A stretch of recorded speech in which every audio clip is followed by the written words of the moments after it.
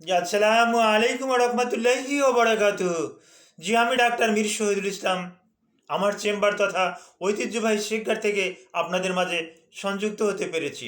জি, আর শেখগার থেকে সংযুক্ত হয়ে প্রতিনিয়তই আপনাদেরকে গুরুত্বপূর্ণ ভিডিও আপলোড করে উপহার হিসেবে পাঠিয়ে দিই। যে তারই ধারাবাহিকতা রক্ষার্থে এই মুহূর্তেও চিকিৎসা বিজ্ঞানের অত্যন্ত গুরুত্বপূর্ণ ভিডিও আপলোড করে আপনাদেরকে উপহার হিসেবে পাঠিয়ে দিচ্ছি। যে দর্শক শ্রোতা একটু অপেক্ষা করুন, কিছু সময়ের ভিতরেই আপনারা আপডেট ভিডিওটা পেয়ে যাবেন। যে দর্শক শ্রোতা আপনারা আশা করি মহান রব্বুল আলমিনের অশেষ রহমতে ভালো আছেন। ওই মহান রব্বুল আলমিনের অসীম কৃপায় আমিও এক প্রকার ভালো আছি। যে দর্শক শ্রোতা ভিডিওটা না টেনে পুরো ভিডিওটা দেখলে আজকের অজানা একটা জিনিস নিয়ে আলোচনা করব। এই অজানা জিনিসটাকে আপনি জানতে পারবেন। হয়তো এটা ওই দেখা যাবে নেটে সার্চ দিলেও হয়তো আপনি পাবেন না, ওই ইউটিউবে সার্চ দিলেও পাবেন না। আমি যে কথাগুলো বলবো এটাই কিন্তু প্রাধান্য পাবে। আর আমি যে কথাগুলো বলবো হ্যাঁ গুগলে সার্চ দিলে পাবেন। হ্যাঁ, এটা গুগলে সার্চ দিলে ওয়ার্ল্ড হেলথ অর্গানাইজেশন, ইউএসএফডিএ, হ্যাঁ এরা, তারপর বিভিন্ন রকমের সংস্থা, তারা কিন্তু চিকিৎসা সংস্থা কিন্তু এটার উপরে অনেক জোর দিয়েছে। এই বিষয়টা নিয়েই আলোচনা করব। অবশ্যই ভিডিওটা ওই চ্যানেলটা সাবস্ক্রাইব করবেন, অল নোটিফিকেশন বেল ওকে করে রাখবেন। আপডেট ভিডিওগুলো অনায়াসে পেয়ে যাবেন। আপডেট ভিডিওগুলো অনায়াসে কিন্তু আপনি পেয়ে যাবেন। যে দর্শক শ্রোতা আলোচনা করব স্কিনের একটা রোগ নিয়ে, স্কিন মানে ত্বকের একটা রোগ নিয়ে। রোগটার নাম হেয়ারি নিবাস। আমি আবার বলছি, রোগটার নাম হেয়ারি নিভাস। মানে হেয়ারি নিভাস নামটা অনেকে প্রথম শুনছেন। আমার মনে হয় হেয়ারি নিভাস নামটা, আমার ভিডিও যারা দেখেন তাদের ভিতরে শতকরা, আমার যতটা ধারণা, শতকরা 90% লোকে এই হেয়ারি নিবাস নামটা প্রথম শুনছেন। বাংলায় কোনো নামের হয় না, তারপরও অঞ্চলভেদে এক একটা নাম বলে। যেমন চামড়ার উপরে জটাধারী, জটাধারী মানে কিছু কালো অংশও থাকবে চামড়ায়, আবার ওখানে কিছু লোমকূপও থাকবে, কিছু চুলও থাকবে। হ্যাঁ, যার পরিপ্রেক্ষিতে ওই জটা, জটাধারী চর্ম, জট, এ নামে এক একটা এলাকায় এক একটা নামে ডাকা হয়। বিভিন্ন এলাকার নাম কারো কাছে খারাপও লাগবে, কারো কাছে ভালো লাগবে, যার কারণে ও অঞ্চলভিত্তিক নামগুলো আমি বলতে চাচ্ছি না। কারণ এই সিলেটের কিছু ভাষা, এটা যদি রাজশাহীতে শোনে, রাজশাহীর কিছু ভাষা সিলেটে শোনে, তাহলে জিনিসটা ভালো শোনা যাবে না। হ্যাঁ, মনে করবে যে নেই এই ডাক্তার এত খারাপ কথা কিভাবে বলে। হ্যাঁ, আসলে এটাই কিন্তু আহ, চিরসত্য।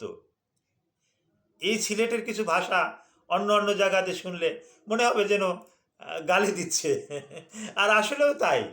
আবার ওই চিটাগাংয়ের কিছু ভাষা, এটা যদি বরিশালের মানুষে শুনে তাহলে তো ডাইরেক্ট বলবেই যে আমাকে গালি দিয়েছেই। সে আদালতে যেতে পারলে আদালতেও যাবে। যাক, অনেক কথা বললাম। হেয়ারি নিবাস নিয়ে আলোচনা করব।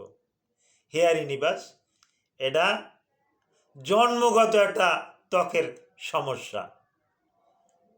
লক্ষণ, ত্বক কালো হয়ে যাবে। কালো হয়ে যাবে না, কালো হয়েই জন্মগ্রহণ করবে।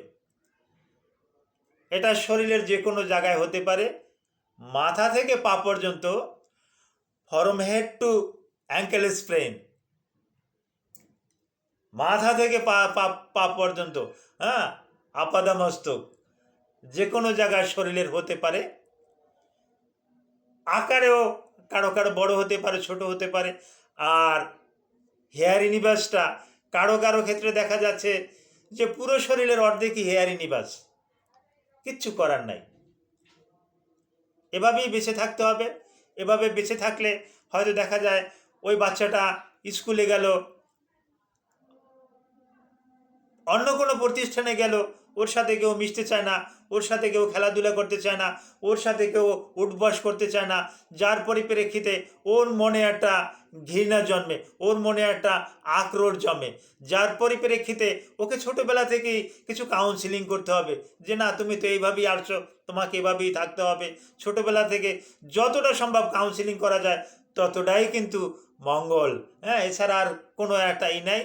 আবার দেখা যাচ্ছে এর কিছু কসমেটিক সার্জারি আছে, কিন্তু সেটা করালে দেখা যায় যে হেয়ারি নিভাসটা যে রকমের দেখতে খারাপ দেখা যাইতো, তার থেকেও বেশি খারাপ দেখা যায় এখন এই কসমেটিক সার্জারি। হ্যাঁ, তো তারপরে অনেকে কসমেটিক সার্জারি করে, আমাদের কাছেও কিছু কিছু রুগী আসলে ওই বলি যে আপনি কসমেটিক সার্জারি করে দেখতে পারেন, টাকা পয়সা আছে, সার্জারি করাবে তো কসমেটিক সার্জারি করান। কসমেটিক সার্জারির মাধ্যমে এটা আপনি একটা পর্যায়ে যাবে, তবে এটার দরকার হয় না, এটা এটায় ত্বকের কোনো ক্ষতি করে না। আর সাধারণত আরেকটা গুরুত্বপূর্ণ হেয়ারি নিবাসের উপরে আরেকটা গুরুত্বপূর্ণ তথ্য দিচ্ছি। এটা জন্মের সময় যতটুকু হয় এটা 1 বছর কিন্তু বাড়ে, ওই 1 বছরই বাড়বে, এরপরে আর বাড়বে না। ধরেন কি বলবো, এই এখানে যতটুকু ব্যাস আছে, এই ব্যাসের যদি এই হাতে এখানে যদি হয়, ধরুন আমার হাতে যে ঘড়িটা দেখা যাচ্ছে, এই ঘড়িটার ব্যাসে যদি হয়, হাতে এখানেই হলো, জন্মের সময় যদি এতটুকু থাকে, তাহলে জন্মের 1 বছরের মধ্যে বেড়ে হয়তো এ পর্যন্ত আসতে পারে, এদিকে এ পর্যন্ত আসতে পারে, হয়তো 1 ইঞ্চি 1.5 ইঞ্চি 2 ইঞ্চি বৃদ্ধি পেতে পারে। ওটাই কিন্তু একেবারে ফার্স্ট অ্যান্ড লাস্ট। ওর পরে আর 3য় বছরে কিন্তু হেয়ারি নিবাস কিন্তু আর বাড়বে না। আর ওখানে কিন্তু চুলটা কিন্তু আস্তে আস্তে করে চুলটা কিন্তু ঘন হতে থাকবে, চুলটা কিন্তু কালো হতে থাকবে। হ্যাঁ, চুলটা কিন্তু কালো হতে থাকবে। আর হ্যাঁ, আমাদের মাথার চুল যে রকমের, ওখানের যে চুলটা, ওই চুলটাও কিন্তু হুবাহুব ওই একই ক্যাটাগরির একই রকমের চুল, যার কারণেই এটা নামই কিন্তু হেয়ারি নিবাস। আমি মনে মনে ভাবছি যে হেয়ারি নিবাস এই নামকরণের সার্থকতা কোথায়? এখন দেখলাম যে হেয়ারি নিবাস নামের কথার সার্থকতা আছে যে শুধু ওখানে ওই ব্ল্যাক একটা মোল্ডই শুধু না, ওই মোল্ডের সাথে সাথে মোল্ডের পাশে কিন্তু হেয়ার আছে, এবং হেয়ারগুলা আকারে বড়। অন্য অন্য জায়গায় যে রকমের এই সমস্ত জায়গার যে হেয়ার যে রকমের আকারে বড়, হ্যাঁ, এরকমের যে রকমের আছে, এই যে রকমের হেয়ার আছে, হ্যাঁ, আর ওখানের হেয়ারটা কিন্তু আকারে ওই এই চুলের মতন অনেকটা বড়, যার কারণে এটা হেয়ারি নিবাস। আমি থাম্বনেলে ছবি দিয়ে দেবো, ওখান থেকেও আপনারা দেখে নেবেন যারা নূতন দেখেছেন। Thank you all.